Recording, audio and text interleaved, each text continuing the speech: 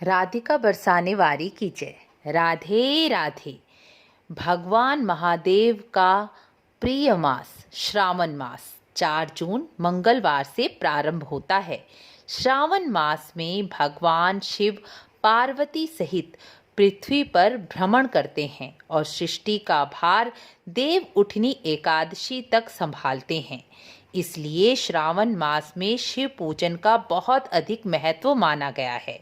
श्रावण मास में श्रवण का भी बहुत अधिक पुण्यफल बताया गया है। श्रावण मास में शिव पुराण सुनना, शिव सूत्र सुनना, रुद्र सूत्र, विष्णु सहस्रनाम, शिव सहस्रनाम सुनने का फल कभी समाप्त नहीं होता। इसलिए श्रावण मास में धार्मिक ग्रंथ अधिक से अधिक पढ़ने या सुनने चाहिए। श्रावण मास में शिव पूजन के कई नियम बताए गए हैं। आप अपनी सामर्थ्य अनुसार कोई भी कम से कम एक नियम जरूर धारण करें। आज की वीडियो में मैं श्रावण मास के नियम बताने जा रही हूँ, क्योंकि श्रावण मास में की गई शिव की पूजा जीवन में आने वाली समस्याओं, बाधाओं और कठिनाइयों से हमारी रक्षा करती है। इसलिए श्रावण मास में शिव और शिवलिंग की पूजा अवश्य ही करनी चाहिए। गृहस्थ लोगों को तो श्रावण मास में शिवलिंग का अभिषेक अवश्य ही करना चाहिए। जो साधक हैं, गृहस्थ हैं, वैष्णव हैं, भगवान विष्णु या ठाकुर जी को भी मानते हैं, उन्हें भी श्रावण मास में शिव पूजन, शिवलिंग पर जल अभिषेक अवश्य ही करना चाहिए। क्योंकि शिव पुराण में स्वयं भगवान शिव कहते हैं, जो विष्णु की पूजा करते हैं और शिव की पूजा नहीं करते, या शिव पूजन तो करते हैं लेकिन विष्णु की पूजा नहीं करते, अर्थात शिव और विष्णु में भेद करते हैं, वह करोड़ों वर्षों तक नरक में पड़े रहते हैं। तो चलिए मैं आपको श्रावण मास के कुछ नियम बताती हूँ।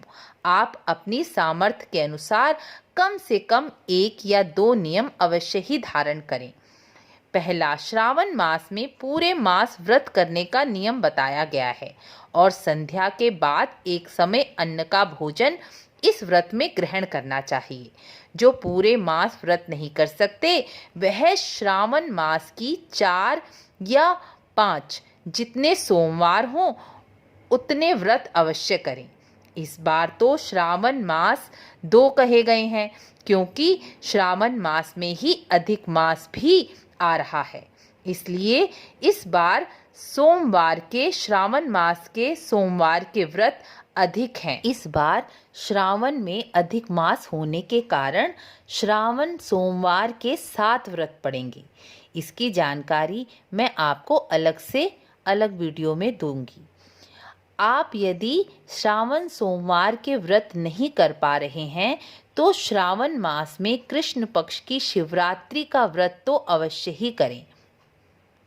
व्रत नहीं कर सकते तो श्रावण मास में पूरे महीने शिवलिंग पर जल अभिषेक, शिवलिंग का पूजन करने से नवग्रह भी शांत हो जाते हैं। चंद्रमा, शनि, राहु, केतु जिनकी कुंडलियों में अशुभ स्थान पर है या त्रिक भाव में बैठे हैं, उन्हें खास तौर पर पूरे सावन शिवलिंग पर जल अभिषेक और पूजन अवश्य ही करना चाहिए। यदि आप यह व्रत नहीं करना चाहते या व्रत किसी कारणवश नहीं कर पा रहे हैं तो शिवलिंग पर जल तो अवश्य ही चढ़ाएं। श्रावण मास में कोई भी एक नियम जो आप आसानी से कर सकें, जैसे पूरे सावन शिवलिंग पे गंगा जल या पंचामृत से अभिषेक करना, या शाम के समय यानी प्रदोष काल में शिवलिंग पर दीपदान करना अत्यंत श्रेष्ठ माना गया है। जो आप आसानी से कर सकें वह आप एक नियम ज़रूर अपनाएं। शिव पुराण के अनुसार प्रदोष काल में शिवलिंग के सामने दीपदान करने वाला मनुष्य धन्य धान्य से संपन्न हो जाता है। श्रावण मास में शिवलिंग पर 108 वस्तुएं चढ़ाने का भी विशेष महत्व है। आप अपने सामर्थ्य के अनुसार कोई भी वस्तु चुन लें, जैसे 108 चावल के दाने, 108 चने की दाल, 108 फूल या 108 बेलपत्र।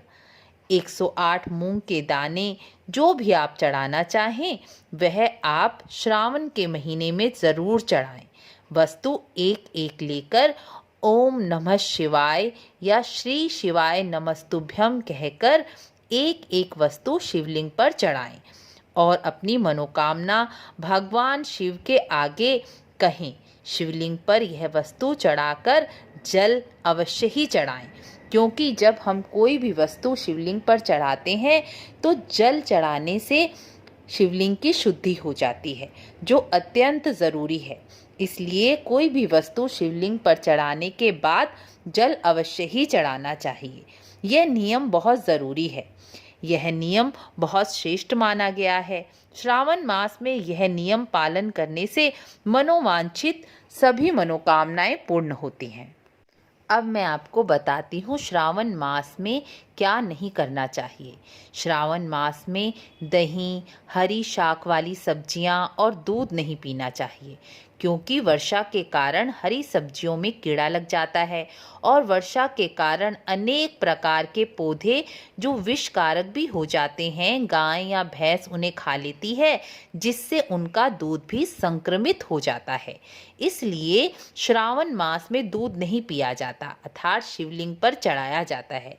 जिस तरह भगवान शिव विष पी लेते हैं, इसी तरह संक्रमित वस्तुएं भगवान शिव पर चढ़ा दी जाती हैं और यह भाव किया जाता है कि भगवान हमारे सारे कष्ट दुख स्वयं हर लें।